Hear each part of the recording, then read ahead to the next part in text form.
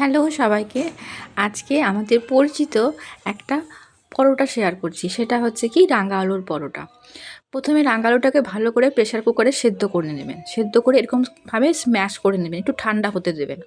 তারপরে কি করতে হবে, এর সাথে অল্প অল্প করে ময়দা অ্যাড করতে হবে। একেবারে সবটা কিন্তু পুরোটা দিয়ে দেবেন না ময়দা, তাহলে কিন্তু ডোটা কেমন হবে বুঝতে অসুবিধা হবে।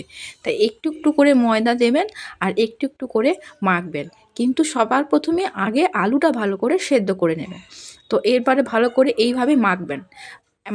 প্রসেসটা পার্ট বাই পার্ট করবেন, তাহলে দেখবেন পরোটাটা খুব ভালো হয় আর খুব সুন্দর খেতে হয়। আর আমি যদিও স্কিপ করে গেছি আগে নুন দিতে, আর একটুখানি সাদা তেল এর মধ্যে অ্যাড করে দেবেন। দিলে পরোটা আরও খস্তা হবে, আরও মুচমুচে হবে। এরপর ভালো করে আবার মেখে এই ময়দাটাকে খুব ভালো করে আবার মেখে নেবেন। যদি ওইটা আবার প্রথমে দিতে ভুলে গেছি, তাই মাঝখানে দিয়ে ভালো করে আবার ময়দাটাকে মেখে নিচ্ছি। ময়দাটাকে মেখে এরকম একটু আঠা আঠা থাকবে, এভাবে মেখে কী করবেন, ডোটা তৈরি করে কিছুক্ষণের জন্য ঢাকা দিয়ে রেখে দেবেন। এর ওপরে কিন্তু কোনোভাবেই কোনো তেল বা কোনো কিছু অ্যাড করবেন না, যেহেতু এটা আলুর পরোটা এমনিতেই এটা একটুখানি নরম হয়। এরপর 10 মিনিট পর উপরের ঢাকনাটা খুলে এই দুটো আপনার মতন শেপ করে দুটো ভাগে ভাগ করে নেবেন। এবারে ওটাকে লেচির মতো গোল গোল করবেন, লেচির থেকে সাইজটা বড় হবে। এই সময় আমি পরোটার তরকারিটা একটুখানি তৈরি করে নিই। প্রথমে সর্ষের তেল দিয়েছি, এরপর কাঁচা লঙ্কা আর টমেটো দিয়ে আজকে তৈরি করব সাদা আলুর তরকারি। আপনারা আপনাদের পছন্দ মতো তরকারি তৈরি করতে পারেন। তো প্রথমে তাই টমেটো আর কাঁচা লঙ্কা দিয়ে আর তারপরে আলুটা দিয়ে ভালো করে নেড়ে চেড়ে একটুখানি গোটা জিরে দিয়েছি এর মধ্যে। আর যেহেতু শুকনো লঙ্কাটা আমরা খুব একটা ব্যবহার করি না রান্নায়, তাই আমি কাঁচা লঙ্কা দিয়ে রান্নাটা করেছি। আপনারা শুকনো লঙ্কাও ইউজ করতে পারেন।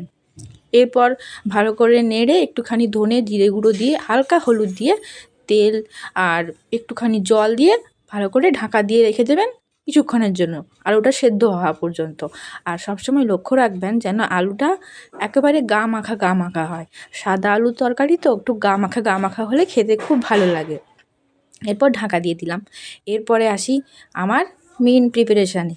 এরপরে আমি ওভেনে তাওয়াটা বসিয়ে দিচ্ছি। ওভেনের ফ্লেমটা একটুখানি লো করে তাওয়াটা গরম হতে থাকুক। এদিকে আমি লেচিটা বেলে নিই। একটুখানি ময়দা দিয়ে লেচিটাকে বেলছি, কারণ যেহেতু লেচিটা একটুখানি নরম হয়েছে, তাই একটুখানি ময়দাটা একটুখানি বেশি দিয়ে জিরে বেলবেন। একদম পরিষ্কার সুন্দর বেলা হবে দেখবেন যদি ময়দাটা খুব ভালো করে মাখা হয়। এরপর আস্তে আস্তে একটা একটা করে পরোটা দিয়ে হালকা হালকা করে প্রথমে সেঁকে নেবেন। তারপর একটুখানি তেল দিয়ে যেরকম আমরা পরোটা ভাজি সেভাবে ভেজে নেবেন। দেখবেন কত সুন্দর খেতে হয়। অ্যাকচুয়ালি রাঙা আলুর তরকারি অনেকে এখন আমরা করতেই ভুলে গেছি নিজের ব্যস্ততার জন্য। যেহেতু আজকে শনিবার আর রবিবার ছুটি থাকে আমার হাজব্যান্ডের, তাই ভাবি আজকের দিনটা একটুখানি অন্য কিছু টিফিন বানাই। তাই আজকেই সকাল থেকে খুব মনে হচ্ছিল যে একটুখানি রাঙা আলুর তরকারি বানাই আর রাঙা আলুর পরোটা। তো দুটোই তৈরি করে ফেললাম। আর আপনারাও কিন্তু বাড়িতে বানিয়ে দেখবেন, কেমন খেতে হয়েছে আমাকে কিন্তু জানাবেন। যাই হোক, সবার জন্য প্রিপারেশান কমপ্লিট। এবার সবাইকে প্রিপারেশানটা দিয়ে দেবো। আপনারাও তৈরি করে দেখবেন কেমন হয়েছে আমাকে কিন্তু জানাবেন।